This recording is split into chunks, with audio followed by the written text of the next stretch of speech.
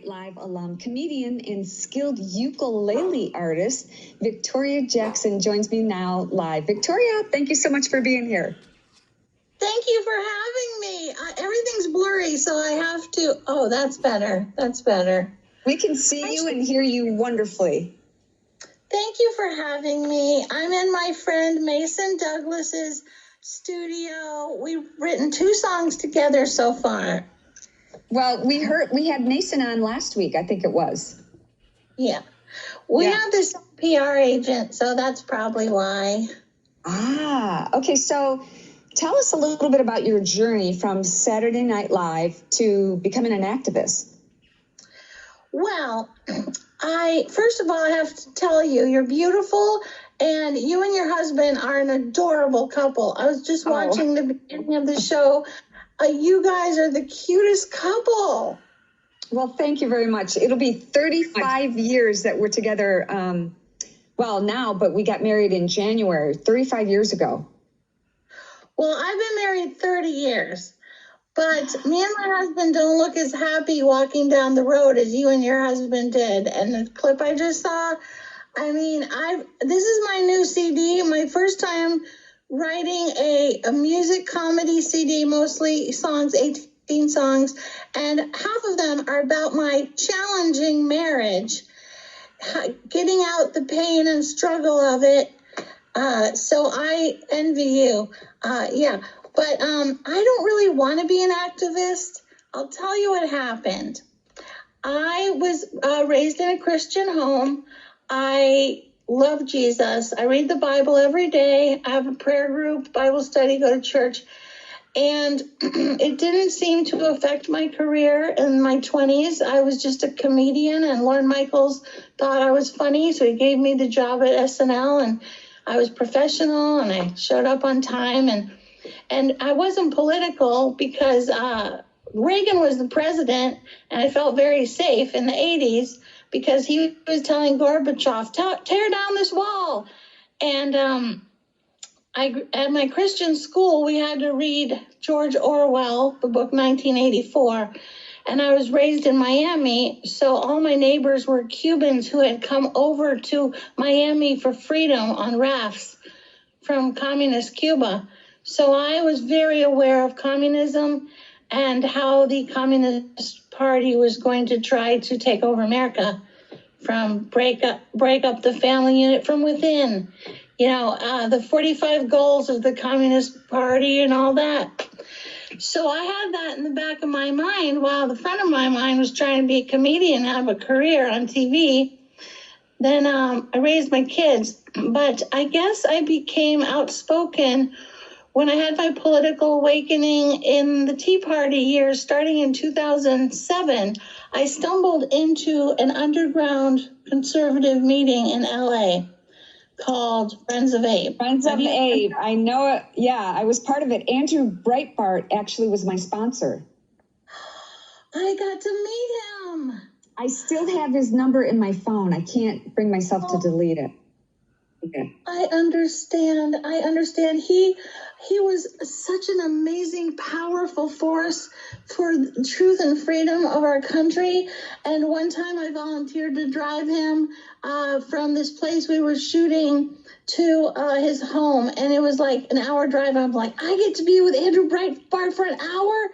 And I think in the back of I was going to give him the book by C.S. Lewis, Mere Christianity. And I never got to, because I didn't think he knew the Lord. And but I think his death was very suspicious, don't you? Absolutely. Absolutely. And I want to go back to something that you said, about marriage.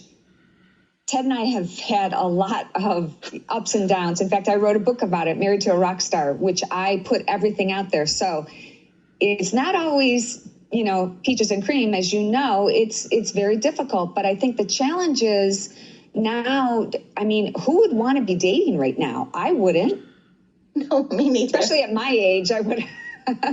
I'm 64. I do not want to be dating. No, I'm 61, so I'm just a couple of years behind you. But I wanted I want to thank you so much for finding your voice and not being afraid to speak truth. And as a fellow believer, now more than ever, that's why I have Esther 4:14 all over this show at the beginning, middle, and the end, because we were born for such a time as this, Victoria. And I wonder, how did your family feel when you started speaking out? Well, interesting. I gave my brother some Trump socks and he would not wear them because he worked in LA as an architect, and he said that he would lose his job if someone at work saw him with Trump socks on. What my family think? Well, my parents were never political, but they loved the Lord. So of course they were conservative. They're against abortion and everything. My husband, him and I are on the same page with religion and politics. It's just everything else we disagree on. But I understand that. For Ted and I, it's politics, religion, and dogs. And I noticed you have a dog on the cover of your new comedy album. Talk about that for a minute. You haven't stopped doing what you love to do, and I love that about you. Well, my husband rants all day about what the news is. And I prayed about 6 months ago, Lord, please can I do something in comedy again? Because I can't take all this sadness. It's so negative all the time. And the Lord answered my prayer, and he dropped like 5 projects right on top of me. Did not go through an agent. I got to be in 2 music videos as a comic relief, and I got to be in 2 movies. The one called Jingle Smells coming out on Thanksgiving on Rumble, Logan Sekulow directed, and the one Into the Spotlight. And so when I was on the set, I kind of got the bug again, and I thought, you know what, I'm going to finish my music CD I've been working on 10 years, because I'm in Nashville. We followed our grandchildren here, and I thought, Nashville has my 2 favorite things, Jesus and music. And I was like, I have 100 original songs.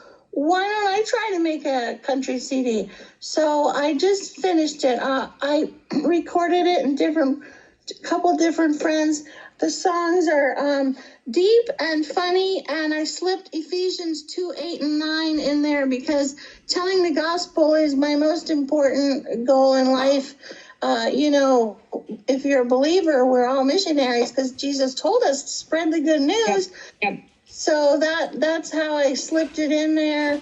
I thought it could be a stocking stuffer, and someone might hear the gospel. So I love that. And you and I are like kindred spirits, because I'm the same way now. And I've learned a lot from watching my husband receive a lot of backlash, but being so outspoken all through his music career. I was talking with Kash Patel in the previous segment.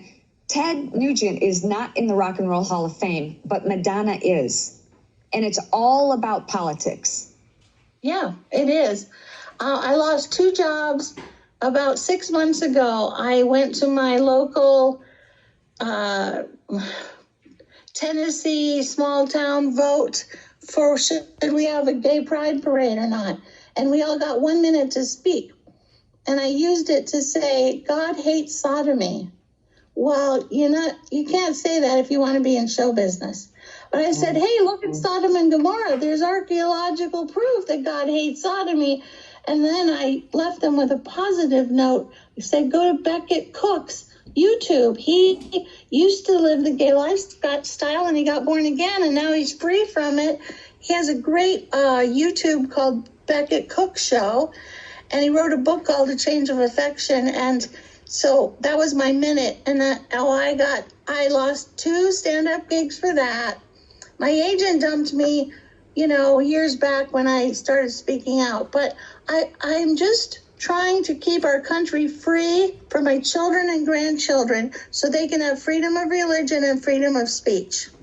I love that. And Victoria, I'm a screenwriter, and I would love to work with you sometime. Maybe we'll get to work together and produce a film together, but I would love that. Victoria, thank you so much for joining me. I really appreciate it, and God bless you. You're an Esther. You're an Esther, and thank you so much for what you're doing. Keep up the good work. Thank you.